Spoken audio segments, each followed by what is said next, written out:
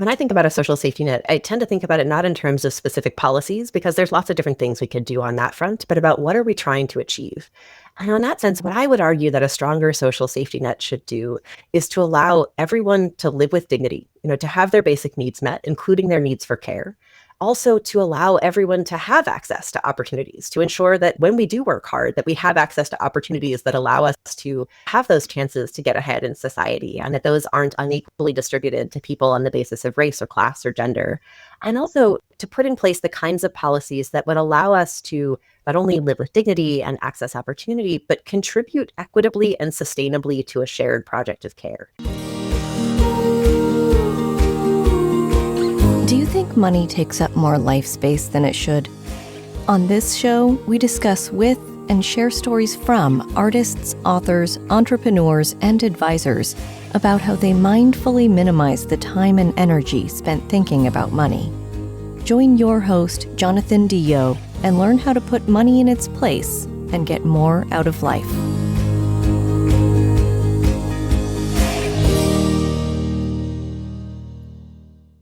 Hey, welcome back. On this episode of the Mindful Money Podcast, I'm chatting with Jessica Calarco. Jessica is a sociologist and professor at the University of Wisconsin-Madison, an award-winning teacher. She's a leading expert on inequalities in the family life and education. I wanted to have her on the podcast to discuss her book, Holding It Together, How Women Became America's Safety Net, Portfolio Penguin 2024. Jessica, welcome to the Mindful Money Podcast. Thank you so much for having me. First, where do you call home? Where are you connecting from? Yes, I'm here in Madison, Wisconsin. Okay. You're not remote teaching, living out of New York or anything like that? No. I mean, I did grow up on the East Coast. I grew up in Pennsylvania and did my undergrad and graduate work there, but I've been in Wisconsin for the past 2 years. And before that, I spent about a decade in Indiana at the university there. Oh, so you grew up in Pennsylvania. Mm-hmm. I'm just curious, what did you learn about money, entrepreneurship growing up? Sure. So my parents were first generation college students themselves. They both kind of paid their own way through school and went to sort of local commuter schools for college. My mom had me while she was in college and ended up having to leave for a little while to navigate some of the challenges around having a young child and being a college student, which our society does not make particularly easy. And so I think, the money and the desire to try to turn a college degree into a successful career was something that was very much on their minds, raising a young child and trying to navigate life together. And so that was something that I think was very much part of the lessons of the household that I grew up in, was very much, take advantage of the opportunities that are available to you. And certainly the pressure to try to make something of yourself that comes with that as well. When I was a kid, my parents, they gave me an allowance. I could get $12 a month, but I could put $2 a month into savings, and I could get a return on that where I would get a 50% return on my investment if I saved it up all year. And before we went for the summer and got to do some fun things like go to the arcades or go to the beach. And I could have that extra money. I could have not just that $24, but $48 that I could spend on vacation that I'd saved up all year from that $2 a month that I was putting into savings. I'm curious, if you put in $6, will they still give you 50%? If you put in $12, will they give you 50%? That's a good question. It was only ever given to us as the option of you have to put in the $2. I don't know if there was a prorated option available, but that's what we were given as kids. So.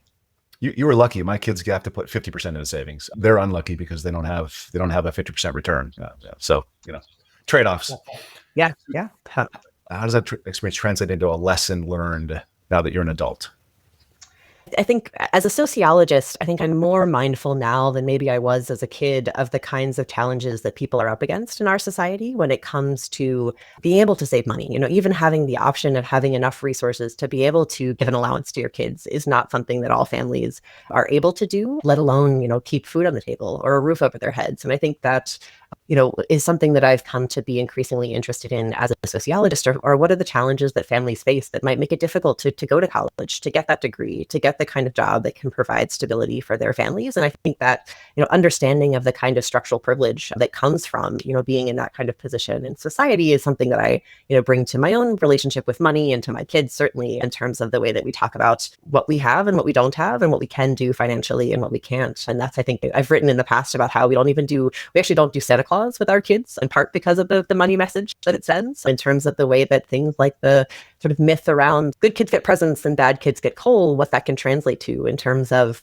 perceptions of kids whose families might not be able to afford the Xbox or the kinds of gifts, and how that can easily lead kids to make assumptions about kids who come from less wealthy backgrounds not being good kids in the way that those myths tend to perpetuate. Wow. I've never actually thought about that potential. Now I feel guilty about raising my kids with Santa Claus. I won't go there. So before we look at the book, Holding It Together, can you tell us a little bit about the research that led to writing the book? This book was not the book that I intended to write, in part because my early research had been on inequalities in education. And I'd spent years kind of observing in schools, following families and students and getting to know them in communities.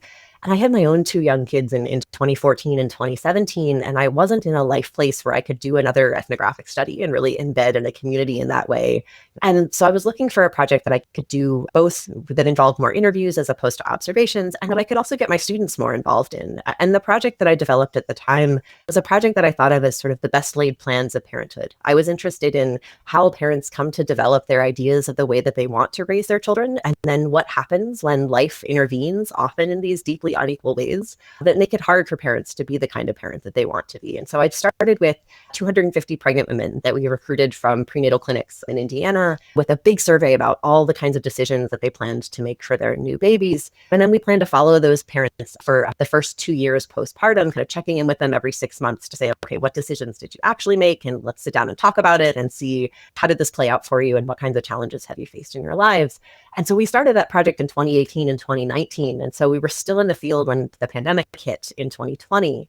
And it became so apparent from the interviews that we were doing, particularly with mothers of young children at the time, how much of an impact COVID was having on every aspect of their lives, from childcare closures and school closures to job losses to the kind of added burdens of having to make sure that grandma got her medication and neighbors got taken care of when they were sick. And so I did some pandemic reporting around those kinds of topics, the way that this work disproportionately falls to women. And that ultimately led to this book that is aimed at understanding, how did we get here? How did we get to this point where we so often treat women as our backstop, as our social safety net, as opposed to investing in the kinds of policies that would actually provide a more stable structure and a more equitable structure to allow that work of care, of support, to fall more equally along gendered lines.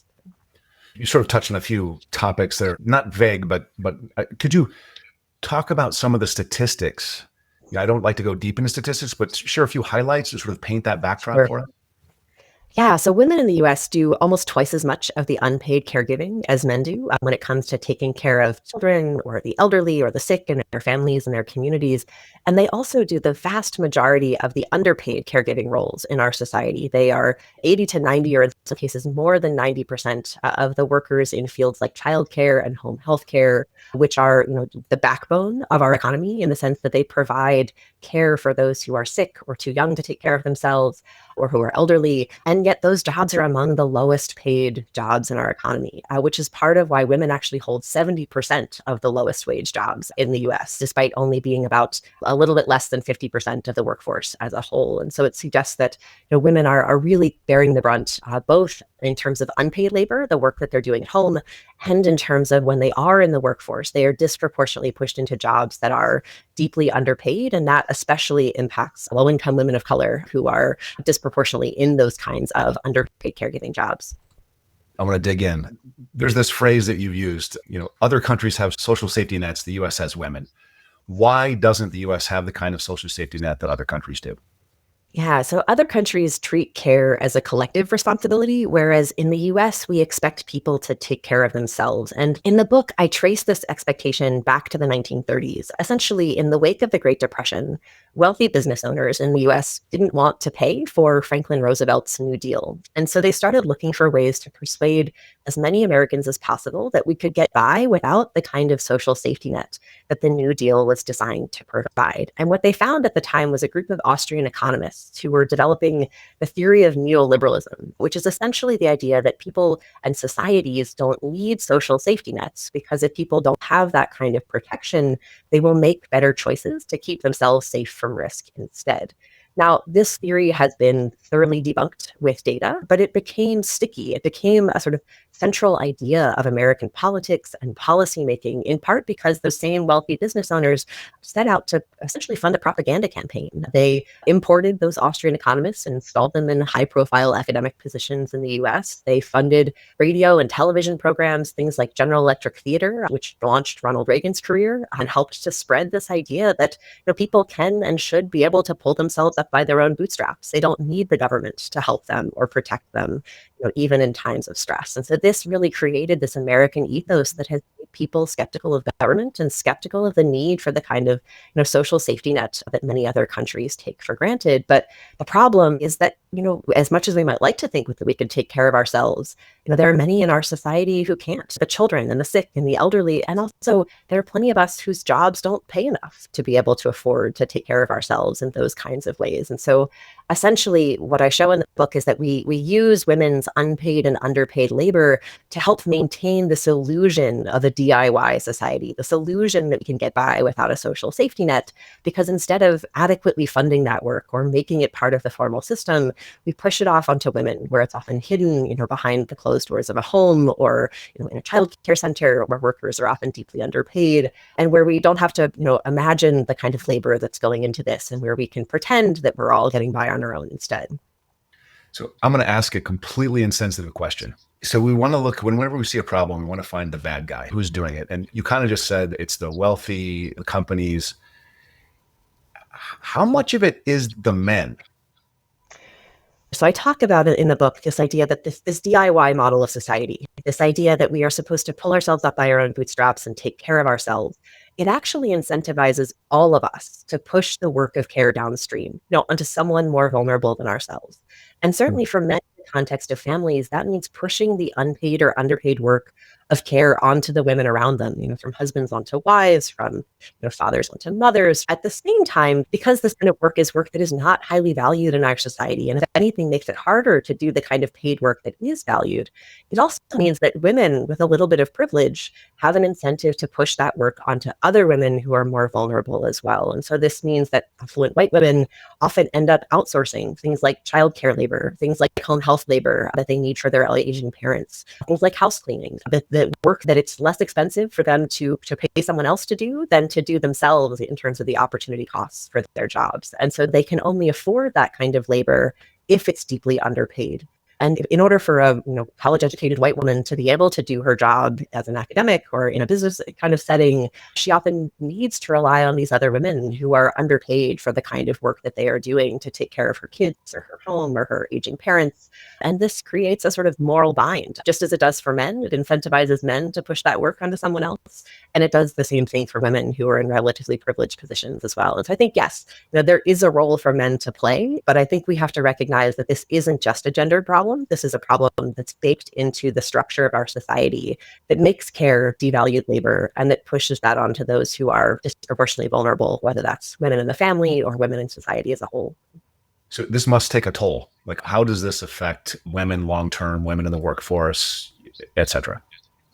Yes, very much so. I mean, certainly we see that, we have higher rates of not only things like depression. I mean, certainly this takes a physical toll on women's bodies. We see higher rates of maternal mortality and maternal morbidity. We see higher rates of poverty among women with children in the US than we see in high-income countries that invest in stronger social safety nets. We see this taking a toll in terms of women's careers. We have lower rates of labor force participation among women, and particularly among mothers with young children, compared to other countries that have invested more in things like paid family leave and universal child care, and even things like healthcare that can create a toll for families as well. And so I think there's ways that this work is creating stress, especially for those women who are most vulnerable, but even for those who are in relatively privileged positions. I show in the book how, if you're able to outsource some help with childcare or some help with elder care or even help with house cleaning, there's still often too much responsibility to go around in this kind of a DIY model where we all face so much stress and so much responsibility that it can take a serious toll, particularly on women's health and well-being, but certainly for the men around them in some cases as well. I mean, I read a lot. This could be just I'm a guy, and so the stuff that's fed me by YouTube and everything else is directed at me, but I read a lot about how suicide rates among men, depression among men is also sort of at an all-time high. So is the cultural pressure to offload and push things downstream, is it affecting us all that way? Yeah, absolutely. And I think this gets back to the idea that this DIY society, it's such a precarious model. When we are tasked with, being our own social safety nets, pulling ourselves up by our own bootstraps, that is an incredibly precarious position for all of us to be in. And that kind of precarity creates tremendous stress and can create mental strain that can lead to mental health issues. And particularly for men, I think one of the challenges there is that in our society, we only allow gender to bend one way. We've told women over the course of decades that, it's okay to try to be a CEO. It's okay to want to have a career in addition to, having children and kind of being part of the community. We still only tell men that it's acceptable to define themselves through their paid work obligations and by making as much money as possible to be that breadwinner for their families. And so I think that creates enormous pressure on men. And it also creates feelings of competition in the sense that now, as we do have women entering the workforce in larger numbers and competing for men when it comes to positions in higher education or positions in the workforce, it can feel threatening if for men that's the only option available to them identity-wise. I talk in the book about ideal worker norms and this kind of gendered pressure on men to be the breadwinner, particularly in the absence of other acceptable identities. Like men can't just be, caregivers if their wife is very successful. And if anything, it at least can't in the sense of the way that they would be stereotyped for doing so.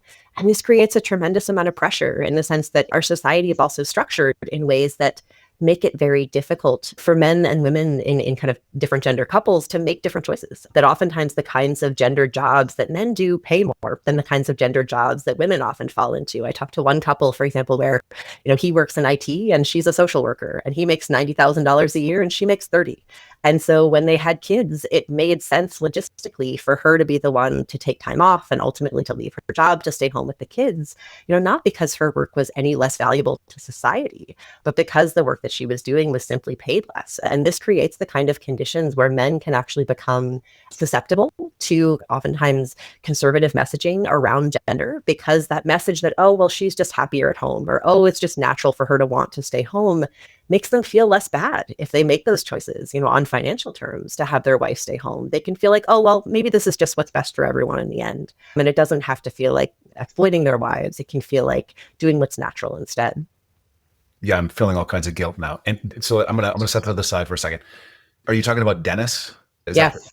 Yes.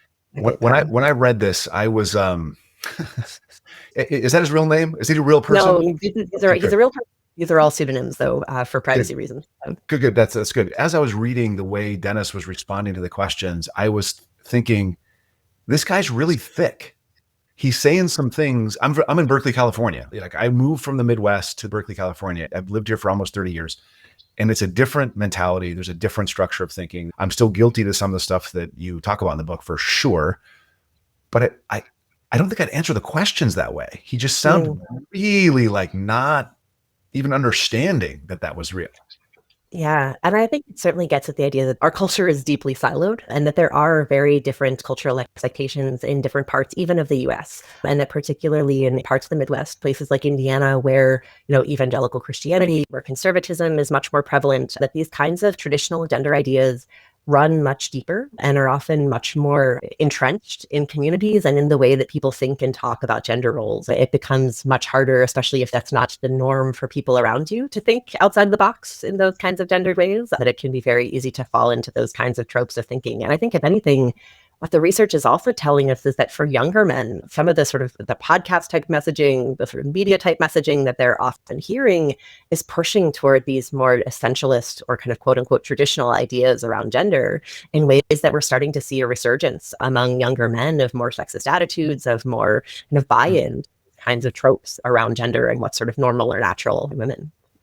Yeah, and I think we could probably list off the top 5 folks on social media that are sort of progressing that or pushing those messages. So why aren't men or women demanding a stronger safety net? I mean, I think that's sort of not a fair question, because we are demanding a stronger safety net. We see it at every election cycle. We see we need more of this. We need national, early childhood care, this kind of things.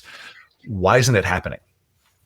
Yeah, that's a great question. And I think there's a couple things going on here. And part of it is that, yes, I mean, we live in a democracy, so we have to essentially vote into power those kinds of politicians who would make those policies. And those are popular policies, things like universal childcare, things like paid family leave. But at the same time, and as I show in the book, that those same kind of billionaires and big corporations that help to push us toward this DIY model in the first place are often behind selling a set of myths that help to delude us into believing that we can get by without this kind of stronger social safety net.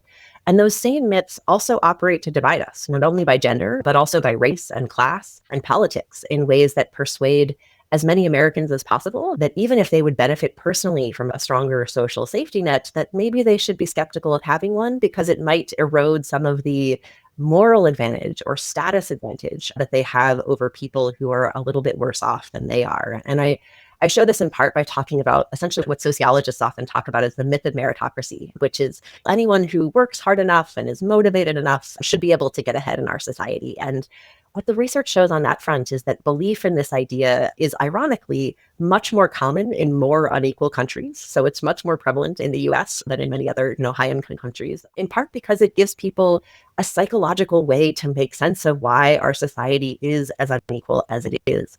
That's part of the reason, but part of it is also that myth of meritocracy for people who are relatively privileged, it allows them to feel secure in their privilege that, oh, I must have done something great, to deserve the kind of economic advantages that I have. And so they don't have to feel guilty about it or feel like they should maybe pay more in taxes to fund the kind of support systems that would make it more possible for everyone else to do well as well. But even for people who are lower down on that socioeconomic ladder, that myth of meritocracy, that idea that, if you just work hard, you can be successful, it gives them hope. And it also gives them a sense of moral superiority over people who are just a little bit worse off than they are. I tell the story of this woman who I call April, who's a white evangelical Christian mom who is in a relatively low income situation. She's a stay-at-home mom and her husband is a pastor at their church and makes about $30,000 a year.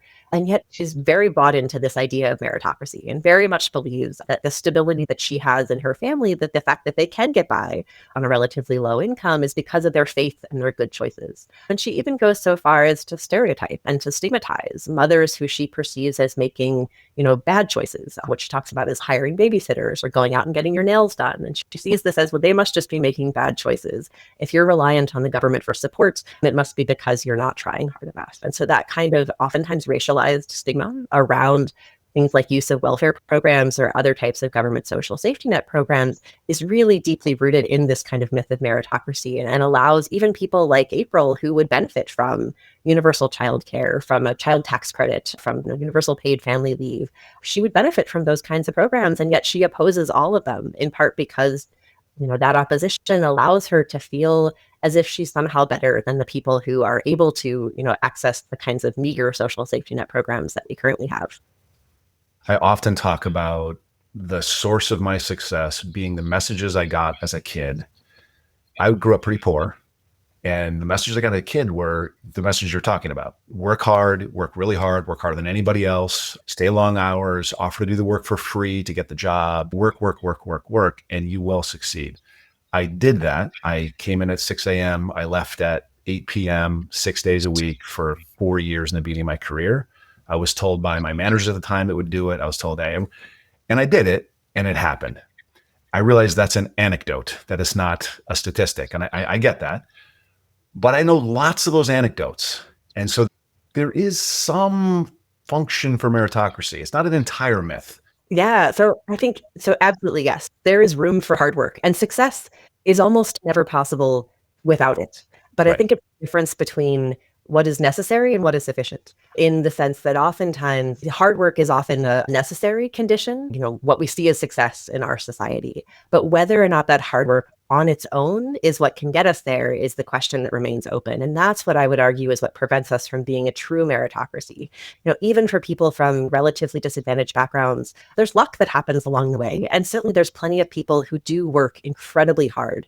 I mean, research shows that some of the people who work the longest hours in our society are those with the lowest incomes. And so I think just presuming that hard work alone can get us to, or motivation alone can get us to success is where we run into trouble. That it's not that hard work doesn't matter, but that if we treat it as a guarantee, that's when we can start to kind of tip over from that myth into stereotypes and some of the blame that can lead to, opposition to things like a stronger safety net. Well said. I've had many podcast guests, and many of them speak the way you speak. And I ask that same question or roughly similar question, and I always get put in my place in the right way. I appreciate that very much. What are the elements of a more appropriate social safety net that we might be able to do here? I don't think we're going to do what some of the things Northern Europe does. But what could we do? Yeah, I mean, I think when I think about a social safety net, I tend to think about it not in terms of specific policies, because there's lots of different things we could do on that front, but about what are we trying to achieve? And in that sense, what I would argue that a stronger social safety net should do is to allow everyone to live with dignity, to have their basic needs met, including their needs for care. Also to allow everyone to have access to opportunities, to ensure that when we do work hard, that we have access to opportunities that allow us to have those chances to get ahead in society, and that those aren't unequally distributed to people on the basis of race or class or gender. And also to put in place the kinds of policies that would allow us to not only live with dignity and access opportunity, but contribute equitably and sustainably to a shared project of care. And essentially, if the first two are designed to allow people to participate in the paid economy, then this third piece is about preventing the paid economy from demanding too much of our time and energy, and making it so that we don't have the incentive or that the resources or the ability to be present in our communities, to be present in our families, to be present for the people around us. And so this is where things like, not only paid family leave or paid time off come in, but also potentially things like 4-day work weeks or flexible work time or guaranteed vacation time for workers, where people have time to recharge, time to spend with their families, expectations around how many hours. There's some places like France have put in place restrictions around the number of paid work hours that you can do every week, and have had success in terms of not only reducing the burden that paid work places on people's lives, but in creating a more equitable sharing of caregiving responsibilities. Men and women in France not only do less unpaid caregiving than men and women in the US do, but do it more equally, in the sense that it's not that situation of giving people more time at home leads to more unpaid labor, or to, women just doing more, or even to men doing more than men in the US do. It actually helps everyone, because it's the kind of situation where people can get support with meeting the kinds of care responsibilities that they have for their families and their loved ones. And they also have more time and energy to share those responsibilities equally and still do things like sleep and exercise and have fun time for themselves. It sounds a little fantastical, doesn't it? When you hear yourself say it, does it sound like... And the irony is that there are plenty of other places around the world that have figured this out already. It sounds fantastical given the US context that we are currently in, and given, almost a century of this kind of DIY model of society, that we've become so used to this idea that we're not supposed to have good things, that we're supposed to be able to do it all on our own and not supposed to ask anyone else for help, that the idea of needing and wanting help can seem fantastical in the process. Yeah. I'm curious, when somebody throws something at you like, well, the average wage is higher than it's ever been, and the median income is higher than it's ever been, what do you do with that? Because the numbers tell us a different story sometimes. Yeah, certainly. I mean, I think average is tricky in the sense that we have a deeply unequal and stratified kind of a model. Median wage is a little bit of a better tell in that sense. But certainly, I think it's often ignoring the deep inequalities that exist within our economic system. I mean, the fact that we still have states where the federal minimum wage is the minimum wage, including places like Indiana, where a lot of the work in the book was done. That's the work that is done by the most vulnerable in our society, not only women, but people of color, in terms of, the disproportionate impact there. What's also ignored in the system in those kinds of discussions of wages alone are the deeply entrenched wealth inequalities that we have in the US that kind of swamp the impact of income when it comes to the ability of people who have generational wealth to buy a home, to be able to go to college. Those are creating increasing inequalities that are making it difficult even for workers with relatively high incomes to be able to think about having kids themselves or think about buying a house someday. Some of the couples that we talked to for our research essentially said, look, I have $300,000 in student loan debt, because I not only went to college, but got this master's degree that I thought I needed to get this job. And yet now I'm not sure, I've had this one kid, but I don't think I could afford childcare for a second kid, even though I make 6 figures. And so I think this is a situation where without substantial wealth to fall back on, and with the kinds of debts that we expect people to take on in our current society, income alone is often not enough, even for those who are relatively privileged. So is it the billionaires and the big corporations that are standing in the way? And then why and how? So in the book, I do what I talk about is sort of a postmortem on Build Back Better, because this is such a strong case study of what happens when money is allowed to get into politics in ways that influence outcomes and influence the kind of social safety net that we have. And certainly I think we have to go back to even before the pandemic to think about things like the Citizens United Supreme Court decision, which essentially allows, corporations and wealthy people to dump as much money into politics as they want, and to have basically untold influence. That doesn't mean, though, that, that was 2010. Certainly long before that, billionaires and big corporations have had huge sway over politics. Betsy DeVos, the former Secretary of Education under President Trump in his first term, wrote this op-ed in 1997 where she said, like, look, I've been accused of trying to essentially sway politics with all the money that I'm donating.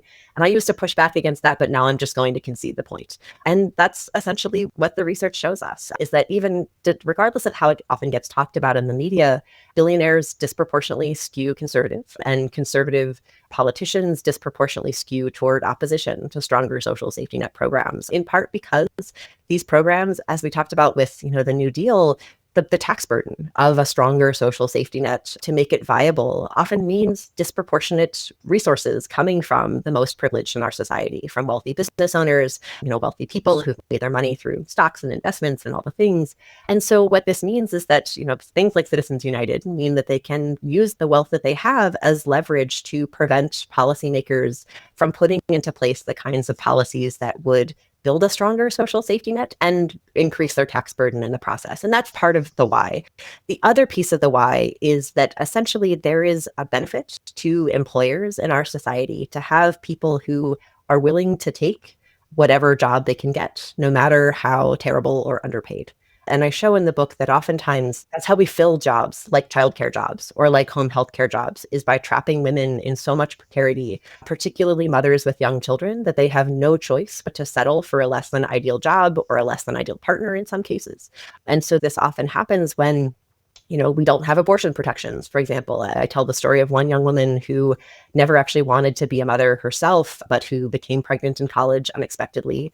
And her parents, who are conservative Christians, persuaded her to keep the baby. But they figured out once the baby was born that they couldn't afford both college and childcare. And so she ended up dropping out of college and ended up eventually the best job she could find was a job in childcare. And even when she got promoted to assistant director of the center, she was still only making $25,000 a year. And so, this kind of path of precarity is how we push people. Keeping people trapped in precarity is part of how we make the system viable, how we keep wages low in fields like not only healthcare and home healthcare and childcare, but also things like food service and retail sales, that these are jobs that are, overwhelmingly underpaid and that require exploited workers who essentially don't have many options job-wise. And so I think there's an interest in keeping the social safety net small and meager, and that young mother, if we had things like a strong welfare system that didn't force her to find paid work, she might have been able to take care of her son on her own for a while and eventually finish college and go back and find a better job. She wanted to be a nurse. And yet she was pushed into this kind of situation because the safety net that we do provide,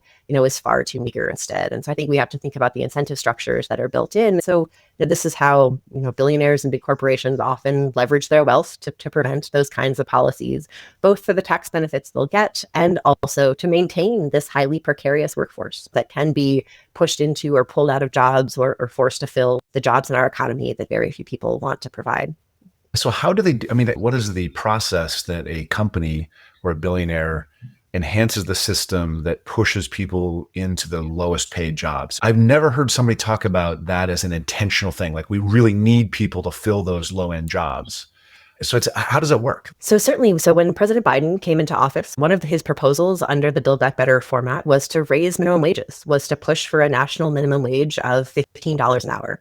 And certainly some places already have that in place, but there's big swaths of the country that do not. And that was one of the first components of the bill that was attacked and stripped away and ultimately not passed as any part of the various acts that went through Congress in the wake of Build Back Better.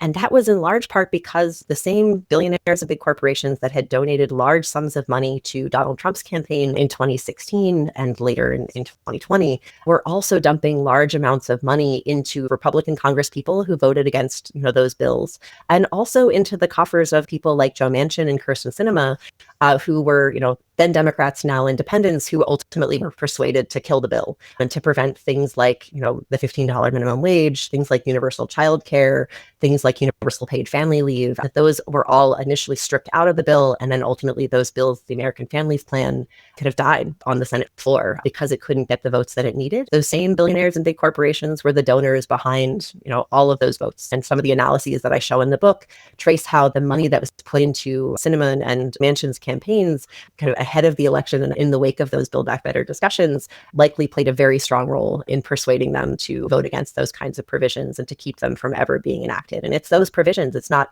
just the minimum wage laws, but certainly also things like the lack of paid family leave and the lack of universal childcare that make it very difficult for women to hold out for good jobs, and that often either first force them out of the workforce or to take whatever kinds of low-paid jobs they can get. And so it's hard to find evidence of corporations explicitly saying we need people trapped in low-wage situations, but when they're voting against childcare, when they're voting against paid family leave, when they're voting against raising the minimum wages, that's essentially what they're doing, is creating a precarious workforce that has, very little choice about what kinds of jobs they take. The intention is to maintain low cost. It's not we want to push people into crappy jobs. It's we want the lowest cost possible, right? That's the okay. That makes a ton. Yeah. And for most jobs, cost is labor. And so I think that's where it comes in the sense that oftentimes, maximizing profits means keeping labor costs as low as possible, which means forcing people to take the low wages they can get. Yeah.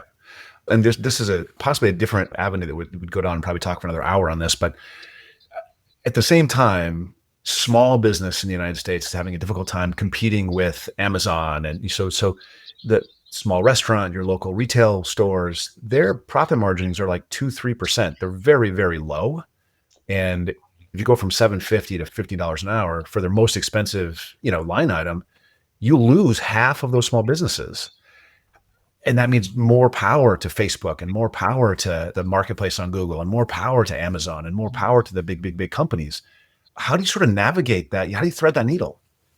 And this is where it can't just be one-off policies, in the sense that just raising the minimum wage alone would absolutely tank small businesses. This is where we also need things like universal healthcare. Healthcare costs are one of the biggest costs, for employers, regardless of their size. And so this is a place where if you offload that responsibility, if you distribute the costs of that in a more equitable way, we could not only reduce costs overall by virtue of the fact that our current system direct so much of the cost that we pay for healthcare toward profits for shareholders and not toward actually improving people's health. That there's lots of ways that we could restructure the system to reduce the burden on employers, reduce the burden on employees, and create better health outcomes in the end. That's the kind of policy that would help to level the playing field and make it easier for those same employers to be able to afford to pay more for labor because they don't have to pay as much for things like benefits costs when it comes to healthcare. And certainly the same thing for childcare. Right now, many companies, are struggling to find good workers because we are in such a childcare shortage and such a childcare crisis in this country. And so if employers don't have to be the ones to help their employees navigate those challenges, if they can trust that there is a solid system of childcare that families can rely on, then they can be able to better support their workers and not have to factor that into the cost that they're paying as well. And so I think there's lots of ways that strengthening the social safety net that is publicly provided can help to ease the burden on employers and certainly make life better for small businesses too. It all seems very, very dark. What gives you hope? What gives you hope? I think what gives me hope is that the tenacity that people are willing to bring to caring for themselves and their loved ones, in the sense that the care, for as much as it is devalued in our society, is something that we still cling to, and it is still something that links all of us together in ways that could be the basis of solidarity and could be the thing that unites us and helps us to reject those myths that divide us and dilute us, and the thing that we rally around to say, look, all of us will need care at some points in our lives, and almost all of us will care for other people too. And so this is something that if we can see the value of and kind of use that shared identity as kind of participants in this shared project of care, that gives me hope that this is a place where we can find solidarity and build the possibility of conversations for what a better future could look like. All right, that's hopeful. That's a good way to bring it towards more of a close. Wave your magic wand. What's the one policy that if you could say, let's do this policy, this is the policy that would have the biggest bang? And then this secondary question is, what's something that we're doing right now that we should stop doing? So one thing to add, one thing to take away. Oh gosh, so much of this is treating this as one-off policy solutions oftentimes just pushes the burden somewhere else. I think it's hard to choose between, say, childcare and healthcare, in the sense that both of those are such deep needs in our society. I could sort of wave a bigger magic wand and just say deeper investments in care, treating care, policies that treat care as a collective responsibility as opposed to an individual responsibility. And if that could include healthcare, if that could include childcare, if that could include elder care, a set of policies that treat care as a collective responsibility would go a long way toward alleviating the inequalities that we have in our society and improving health outcomes and well-being outcomes as well. In terms of things to take away, I think what I would take away here is the means-tested model of our existing social welfare programs, in the sense that oftentimes the way that we do run social welfare programs, things like welfare, things like food stamps, things like Medicaid, we say that you have to have, a very, very low income. You have to be basically on the verge of homelessness or on the verge of not being able to have enough to eat in order to qualify for these kinds of programs. And in part because of that, we also, wrap those programs in things like paid work requirements, for women who are receiving welfare benefits, for example. This sounds good in theory, like, we should get people back to work as soon as possible. But the challenge with that is that it perpetuates the stigma around these kinds of programs. It creates this perception that, people who are in this group, that if you need this kind of support, that you must not be working hard enough, that, there's something wrong with you, that you haven't just kind of pulled yourselves up by your own bootstraps. And so I think the more that we can move away from a sort of means-tested model and toward a more universal model, things like universal child tax credits, things like universal healthcare, universal childcare, universal paid family leave, that it strips away this notion of having to prove that you deserve dignity and means that the kind of support that we all need to get by in our lives is something that we should be able to take for granted for all. Beautiful. Just always before we close, I like to ask go back to personal things. So what was the last thing you changed your mind about? Oh, that's a good question. The last thing that I changed my mind about was probably whether or not to go into the office today. It's snowing here in Madison, and I'm down in my basement in our guest room, in part because this is the quietest place where I could do a podcast recording. My husband also works from home. I thought about going into my office campus, but I was like, God, we're going to get 2 inches of snow today. I hate driving in the snow, so I'm just going to hunker down in the basement. I'm literally sitting in the sleeping bag because it's so cold in my basement right now. It's 20 degrees outside, so can't see my sleeping bag, but that's what I'm sitting in to stay warm in the basement. So that's the last thing I changed my mind about. I love it. It's very immediate. It's just actually what's going on. It's like top of mind. I love it. So is there anything people don't know about you that you really want them to know? That's a good question. I mean, I think I talk to people who are like, oh, you seem to have it together when you're doing all this stuff. And I think, acknowledging that there is a great deal of support that I have in doing the work that I do, in terms of the research that I do, in terms of the teaching that I do.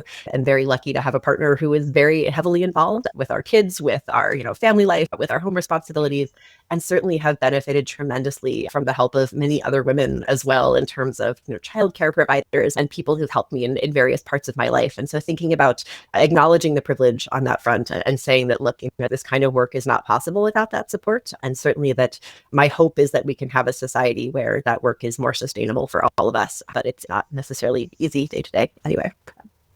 Thanks, Jessica. How do people find you, find your research, connect with you, et cetera? Sure. So my website is jessicacalarco.com, and I'm also on various social media platforms at the same handle. Great. I'll make sure all that stuff in the show notes. I just want to say thank you so much for coming on. It's been a great conversation. I learned a great deal. Appreciate it. And thank you for reading the book and for inviting me. This is a really lovely and thoughtful conversation. Thank you. Thank you. Thanks for listening. Full show notes for each episode, which includes a summary, key takeaways, quotes, and any resources mentioned, are available at mindful.money. Be sure to follow and subscribe wherever you listen to your favorite podcasts. And if you're enjoying the content and getting value from these episodes, please leave us a rating and review at ratethispodcast.com/mindfulmoney. We'll be sure to read those out on future episodes.